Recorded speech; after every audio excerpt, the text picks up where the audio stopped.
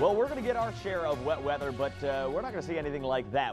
The system out to the west, and boy, do we have a lot to talk about. So stick with me here, folks. We got this system out here. That's the rainmaker that we're going to see tomorrow morning. That's also the reason why we're going to get all that cold. Now, this is snow. You see all this white showing up here?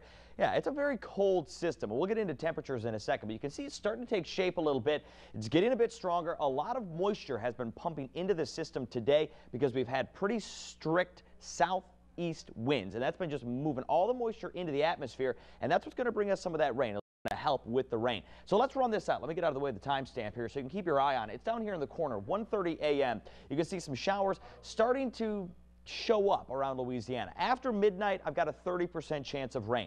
As we move through and past 5 a.m., I'm going to increase that chance of rain. This is 5:30 right now. Notice how the spotty showers start to encroach along the north shore. South of the lake, still a bit drier, but that line of storms will continue to push through. This is 9:30 a.m. Now, you may and saying, well, that doesn't look that bad. I don't see a whole lot of, real deep colors like yellows and oranges. This is just one model. There are other models that have it looking a little bit stronger. I'm becoming a little less concerned about the severity of the rain with these kind of progressive model events, but it still looks like it's going to be wet, and there's still a chance that we could see some severe weather in the form of very strong straight line winds, and we'll get into that too. Now, that front moves out of here. This is 1 p.m., so in the afternoon, the front's going to kick out. We're going to see clear skies.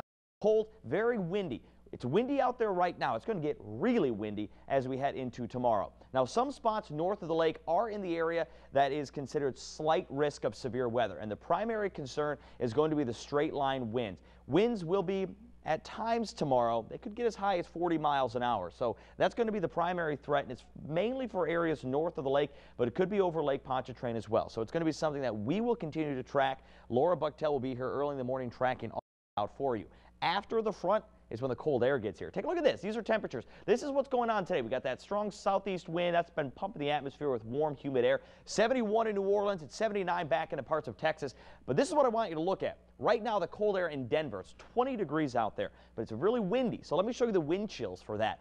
Remember, 20 degrees in Denver feels like 5. That's how strong the wind chill is. It is really, really cold back there, and that's the air that's going to slowly drag down in our region. So take a look at this as well. These are the watches and warnings and advisories, strong winter weather advisories for areas back on the western side of the front. But we do have an advisory of our own. It's a wind advisory, and it starts tomorrow in the morning at 9 a.m. and continues all the way through Friday. The winds are pretty gusty out there right now. They're going to stay gusty for the next 48 hours. So look at this. Forecast tonight. Temperatures in the 60s here. Rain and storms after midnight. I'll say 30% at that point. Still, we'll say windy for the overnight hours. Then it gets really windy tomorrow. The rain and storms, this is going to look a little weird to you, but it's not a mistake. We start the day in the 60s.